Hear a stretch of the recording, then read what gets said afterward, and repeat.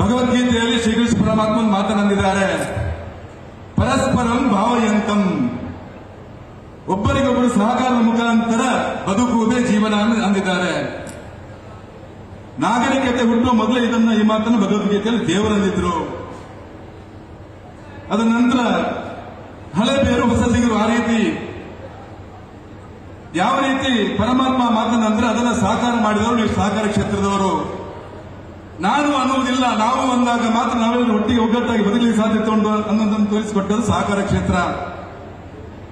ಸಹಕಾರ ಕ್ಷೇತ್ರ ಇದ್ದ ಕಾರಣಕ್ಕೋಸ್ಕರ ಇವತ್ತು ನಮ್ಮ ಕರಾವಳಿ ಭಾಗ ಮಾತ್ರ ಅಲ್ಲ, ಇಡೀ ಕರ್ನಾಟಕ, ಇಡೀ ದೇಶದ ಅತ್ಯಂತ ಆರ್ಥಿಕತೆಯಲ್ಲಿ ಗಟ್ಟಿಯಾಗಲಿಕ್ಕೆ ಸಾಧ್ಯತೆ ಆಗಿದೆ. ಇಲ್ಲಿ ತನಕ ನಾವು ಎತ್ತರಕ್ಕೆ ಹೋಗಿದ್ದೇವೆ ಅಂದ್ರೆ ರಾಷ್ಟ್ರೀಕೃತ ಬ್ಯಾಂಕ್ಗೆ ಸರಿಸಮಾನವಾಗಿ ಕೆಲಸವನ್ನು ಮಾಡ್ತಾ ಬಂದಿದ್ದಾರೆ.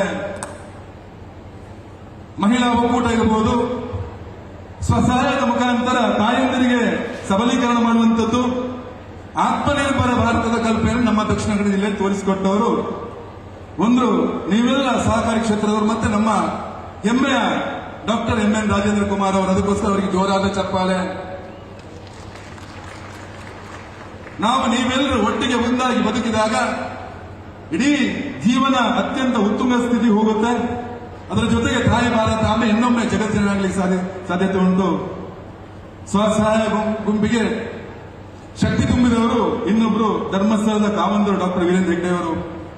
ಇಬ್ಬರನ್ನ ನಾವು ಅತ್ಯಂತ ಪ್ರೀತಿಪೂರ್ವಕ ಅಭಿನಂದನೆ ಸಲ್ಲಿಸ್ತಾ ಎಲ್ಲ ಆ ಕ್ಷೇತ್ರಕ್ಕೆ ಅವರ ಜೊತೆ ಕೆಲಸ ಮಾಡಿದಂತಹ ಪ್ರತಿಯೊಬ್ಬರಿಗೂ ಕೂಡ ಅಭಿನಂದಿಸ್ತಾ, ಇದೇ ರೀತಿ ಸಹಕಾರ ಕ್ಷೇತ್ರದಲ್ಲಿ ನಾವು ಇನ್ನಷ್ಟು ಗಟ್ಟಿಯಾದ ಮುಖಾಂತರ ತುಂಬಾ ಜನರಿಗೆ ನಾವು ಸನ್ಮಾನ ಮಾಡಿದ್ದೇವೆ. ಸಾಧಕರಿಗೆ ಸನ್ಮಾನ, ತುಂಬಾ ಹಿರಿಯರು ಕೂತಿದ್ದಾರೆ.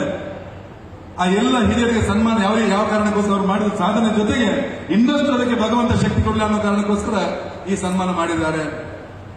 ಈ ಮುಖಾಂತರ ಎಲ್ಲರಿಗೂ ಆ ಭಗವಂತ ಇಲ್ಲಿ ತನಕ ಅಂದ್ರೆ ನರೇಂದ್ರ ಮೋದಿಜಿ ದೇಶ ಕಂಡ ಅತ್ಯಂತ ಉತ್ತುಂಗದ ನಾಯಕ.